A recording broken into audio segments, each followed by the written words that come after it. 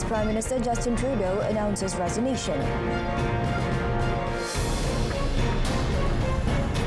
Korea launches a new test missile tipped with hypersonic warhead.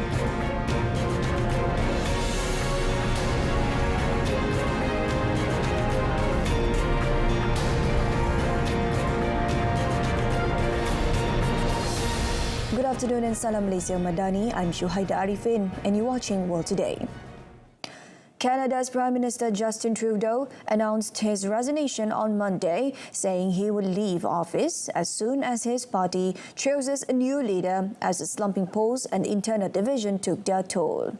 After more than 9 years in power, Trudeau's support within the ruling Liberal Party began crumbling in 2024 due to intensifying public criticism focused on the rising cost of living. His authority was then badly shaken by the surprise departure last month of his Finance Minister and Deputy Prime Minister, Chrystia Freeland.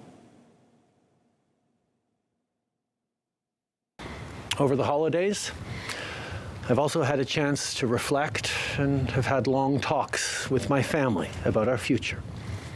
Throughout the course of my career, any success I have personally achieved has been because of their support and with their encouragement.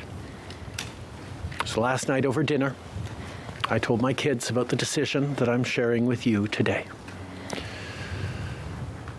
I intend to resign as party leader, as Prime Minister, after the party selects its next leader through a robust, nationwide, competitive process. It was not immediately clear how long Trudeau, 53, will remain in office as a caretaker premier. Now that means Trudeau will continue to lead Canada when incoming US President Donald Trump takes office this month and will be tasked with leading the country's initial response to the new US administration, including a possible trade war.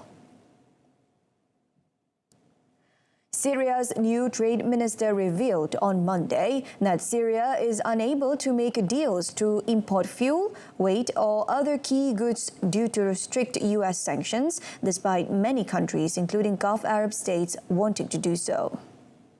Speaking in Damascus, Maher Khalil al-Hassan said Syria's new ruling administration had managed to scrape together enough wheat and fuel for a few months, but the country faces a catastrophe if sanctions are not frozen or lifted soon. الدول العربية الشقيقة وحتى الأجنبية الصديقة تبدي رغبتها واستعدادها للتعاون وتقديم الدعم للشعب السوري. كما نعلم جميعا الشعب السوري عانى سنوات طويلة من الاضطهاد والظلم، لكن ينتظرون فقط تحرير ملف العقوبات. The sanctions were imposed during President Bashar al-Assad's rule, targeting his government and also state institutions such as the central bank. The US is set to announce an easing of restrictions on providing humanitarian aid and other basic services such as electricity to Syria while maintaining its strict sanctions regime. The exact impact of the expected measures remain to be seen. North Korea has successfully test-fired a new intermediate-range ballistic missile, IRBM, tipped with a hypersonic warhead, saying that the weapons system will reliably help deter its enemies in the Pacific region. According to the Korean Central News Agency, the missile flew some 1,500 kilometers at a velocity of 12 times the speed of the sound the previous day during the testing, guided by the leader Kim Jong-un. The hypersonic missile system will reliably contain any rivals in the Pacific region that can affect the security of North Korea. The South Korean military said yesterday it detected the launch of an IRBM from the Pyongyang area, and the missile flew about some 1,100 kilometers before falling into the East Sea. The North's latest missile launch, the first provocation in about 2 months, came about 2 weeks before United States President-elect Donald Trump took office on 20th January. It also came amid political turmoil in South Korea, sparked by President Yoon Suk-yeol's botched martial law imposition last month and has subsequent impeachment by the National Assembly. A hypersonic missile is typically hard to intercept with existing missile defense shields.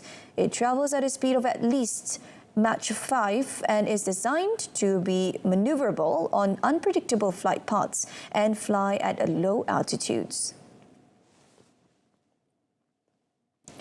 On a related note, Japan strongly condemns North Korea's latest ballistic missile launch. Japanese Defense Minister Gen Nakatani made a statement on Monday after Pyongyang fired what appeared to be an intermediate-range ballistic missile out to the sea. He described a series of actions by North Korea, including its repeated launches of ballistic missiles, as a threat to the safety and security of Japan, the region, and the international community.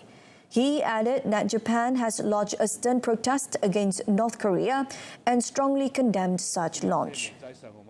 引き続き米国や韓国等とも緊密に連携をし、情報の収集分析および警戒監視に全力を挙げるとともに、今後追加して公表すべき情報を入手した場合には速やかに発表するということといたしております。 The ballistic missile launch was Pyongyang's first since 5th November, when it fired at least 7 short-range ballistic missiles off its east coast.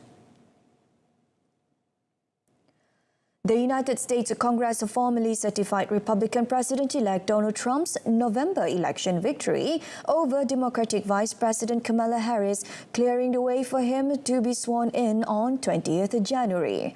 The certification of the election results on Monday in the 50 states and the District of Columbia was accomplished in a brief formal ceremony during a joint session of the House of Representatives and Senate. It was presided over by Harris, acting in her vice presidential role as president of the Senate. The quadrennial ritual stood in sharp contrast to 4 years ago when a mob of Trump supporters stormed the Capitol in a failed bid to block the certification of then-President Trump's 2020 loss to Democratic President Joe Biden. Trump continues to falsely claim that his 2020 defeat was the result of a widespread fraud and had warned throughout his 2024 campaign that he harbored similar concerns until he defeated Harris in the election on 5th November last year. French President Emmanuel Macron addressed French ambassadors in Paris on Monday, a traditional conference where France's diplomacy is set out by the President of France for the year to come. Macron spoke about Gaza, Lebanon, Syria and Ukraine. On Ukraine, Macron called on incoming President Donald Trump to help in securing peace talks with Russia and Ukraine.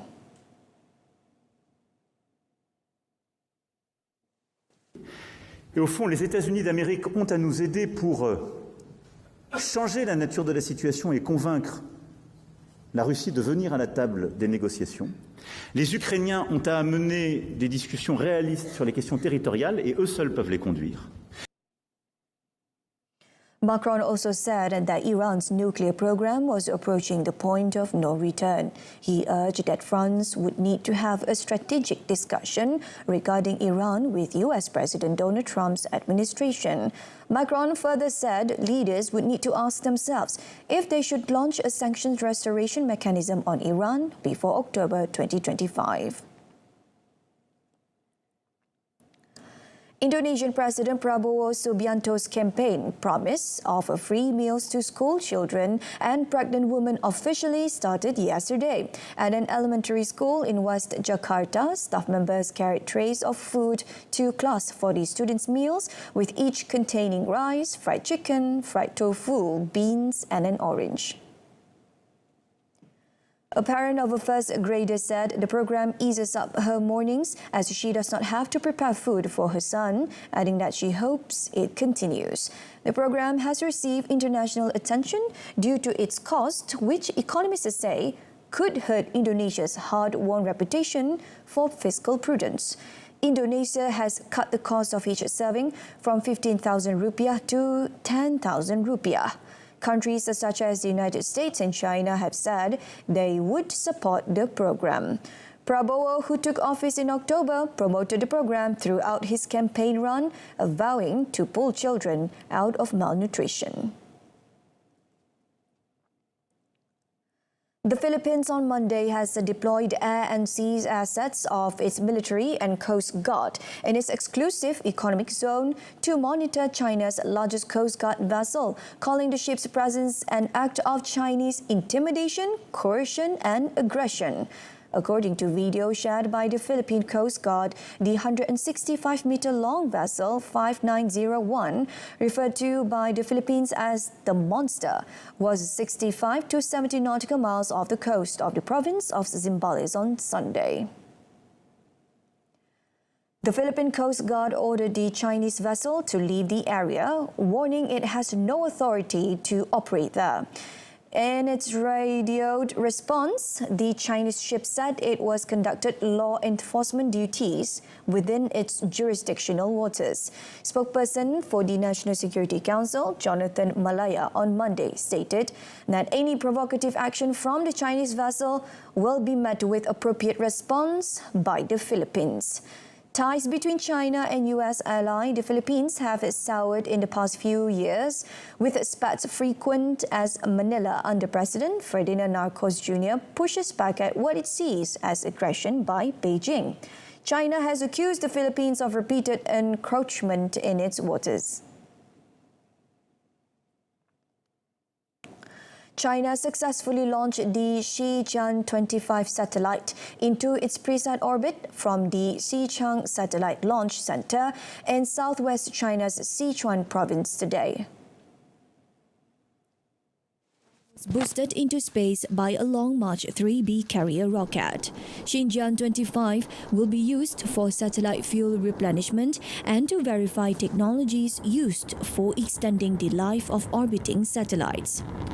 This launch marked the 555th successful flight of the Long March rocket series. Shijian-25 was developed and manufactured by the Shanghai Academy of Spaceflight Technology. China is focusing on advancing capabilities for maintaining and prolonging the operational lifespan of satellites already in orbit. Such capabilities can reduce costs and improve sustainability in space operations. Shijian-25 was China's first orbital launch of 2025.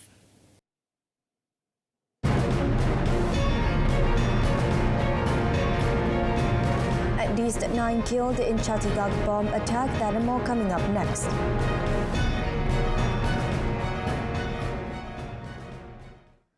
At least 8 policemen and a driver have been killed in central India when a bomb blast set off by Maoist rebels tossed their vehicle into the air.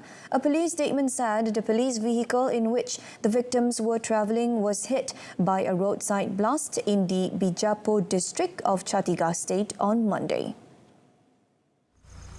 The attack took place as the soldiers were returning from an anti-Maoist operation where 4 rebels and a police officer were killed.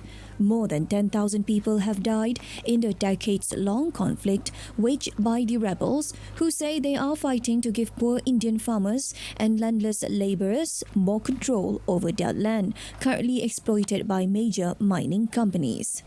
Amit Shah, India's Interior Minister, warned the Maoist rebel in September to surrender or face an all-out assault, saying the government expected to crush the rebellion by nearly 2026.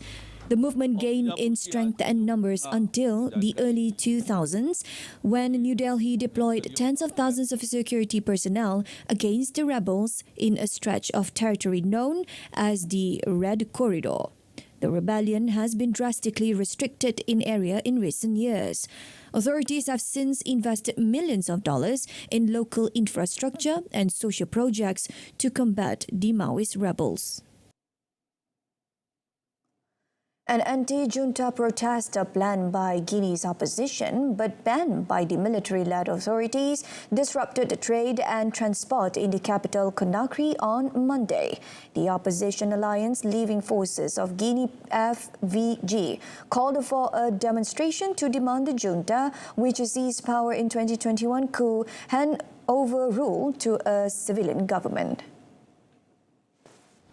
Transport and trade in Conakry was severely impacted by the protest on Monday, but a large police presence and warning from the authorities dissuade opponents from turning out in large numbers. It was also reported that commercial activity at the Madina market, the capital's economic hub, was also low. A 20-year-old was also shot dead in the Sonfonia area in the outskirts of Conakry. Clashes broke out between police and protesters late on Sunday in several of the capital's hotspots, notably in Koloma, where a leader of the Guinea's main party, the UFDG, and a number of young people were arrested. Junta Chief General Mamadi Doumbouya announced in a New Year's speech a crucial electoral year and the full resumption of political activities from 2025. But the prospect of a return to civilian rule is not yet in sight, and no election date has been set. The Brazilian Air Force FAB announced that it had completed the extraction, acquisition and validation of data from the flight recorder of the Embraer 190 crash in Kazakhstan in December. In a statement, FAB said that work to extract data from 2 flight recorders was completed on Saturday, and all data was handed over to the Investigation Authority of Kazakhstan, the agency responsible for analyzing and investigating the accident.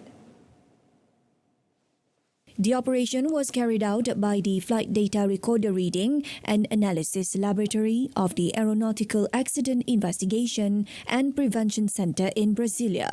This inquiry is being conducted in partnership with the Aviation Accidents and Incidents Investigation Department of the Ministry of Transport of Kazakhstan.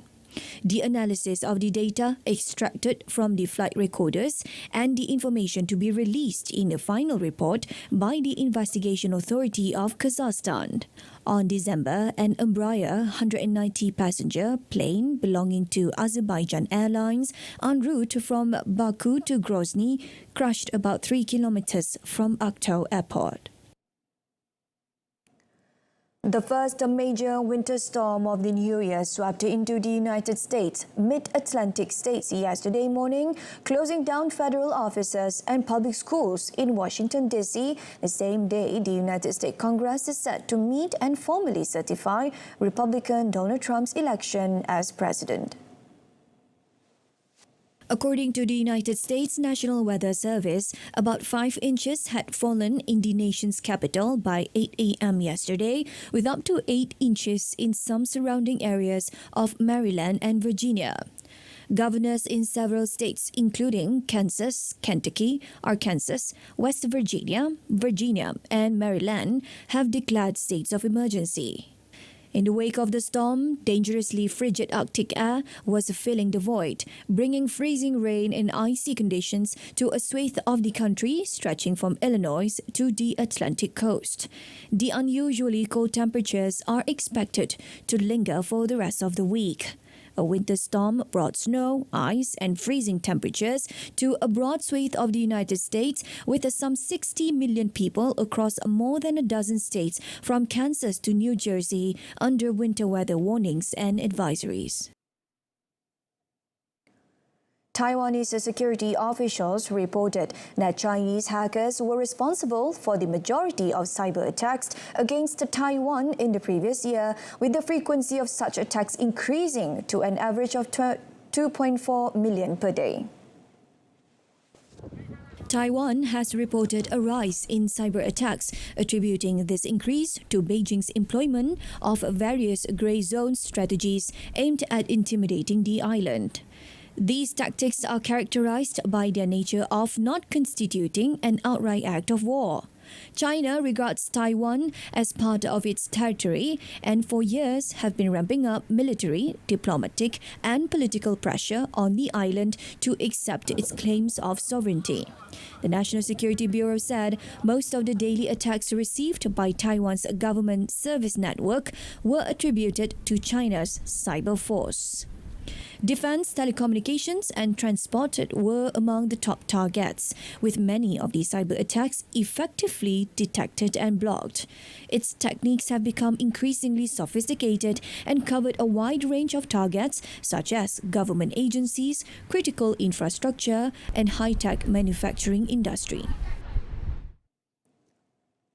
A judge on Monday found Rudy Giuliani to be in civil contempt of court in a case brought by two Georgia election workers that the former New York City mayor falsely accused of trying to help steal the 2020 U.S. presidential election for Democrat Joe Biden.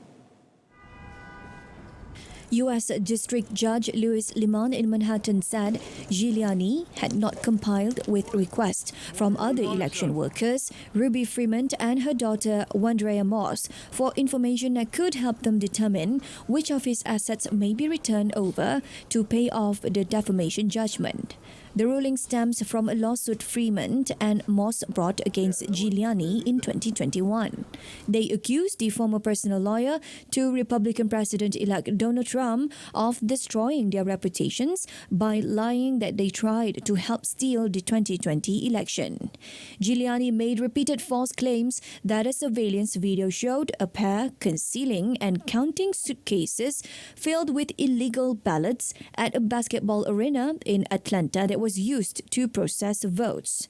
In July 2023, Giuliani conceded he made defamatory statement about Freeman and Moss. A Washington, D.C. jury later ordered he pay Freeman and Moss roughly $73 million in compensation and $75 million as punishment.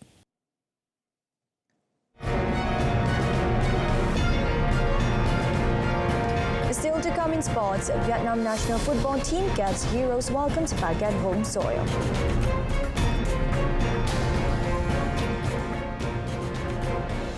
Celebrations erupted in Hanoi yesterday as thousands of supporters welcomed home the victorious Vietnam national football team. Vietnam's national football team returned home triumphantly, bringing the 2024 ASEAN Cup trophy from Thailand.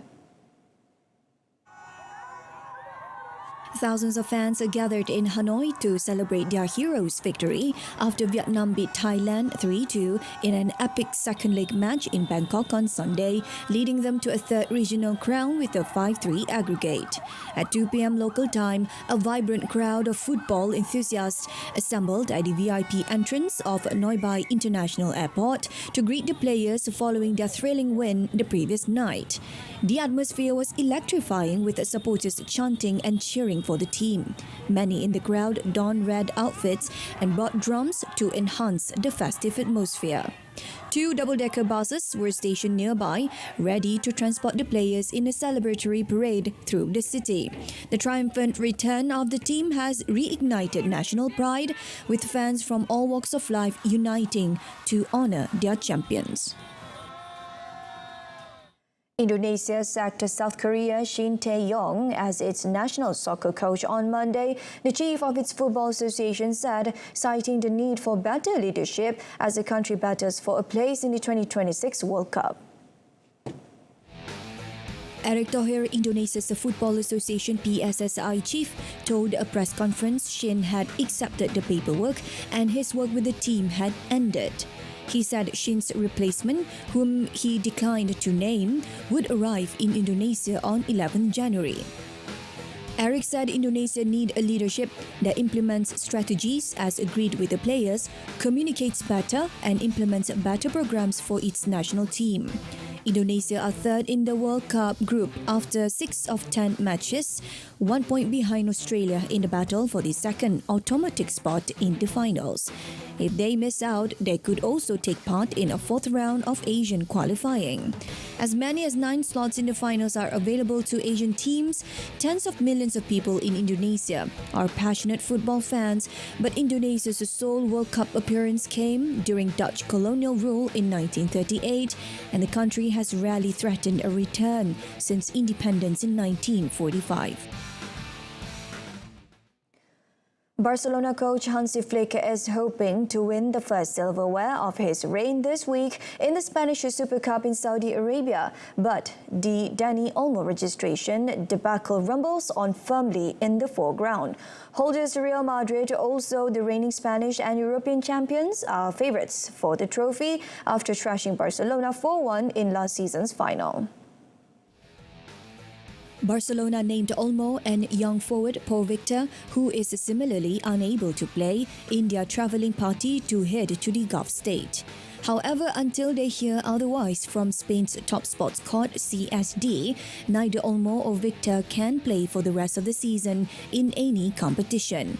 Barcelona said at the weekend they would take their case to the CSD after 2 attempts to renew the duo's licenses were rebuffed by courts, while La Liga and the Spanish Football Federation have rejected Barcelona's registration attempts. Both player Olmo, Barcelona's marquee summer signing, and Victory were given short-term licenses at the start of the season as the financially struggling Catalans wrangled their way around La Liga's stringent budget controls when defender Andreas Christensen suffered an injury. The 2024 Adelaide International runners-up Daria Kasatkina has begun this year's tournament in impressive form, sweeping aside Australia's Olivia Gadecki in straight sets 6-2, 6-3. The 27-year-old made 6 WTA finals last year and won 2 titles. The match featured 4 service breaks in the first 5 games as third seed Kasatkina got reacquainted with the Memorial Drive Centre court.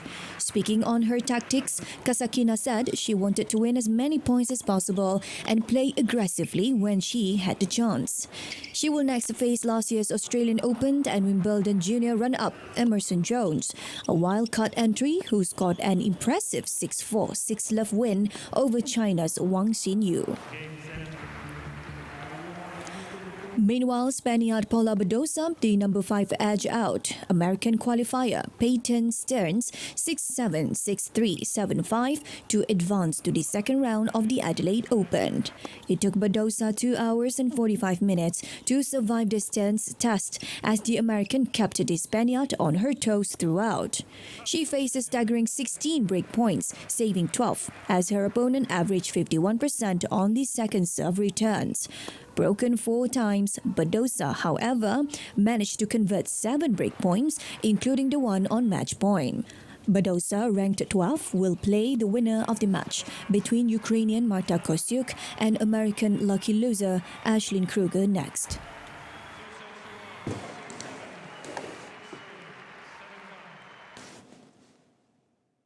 And that wraps up World Today this time round. In our top story, Canada's Prime Minister Justin Trudeau announces resignation. I'm Shuhaida Arifin, Malaysia Madani. From river to the sea, Palestine will be free. Thank you for watching.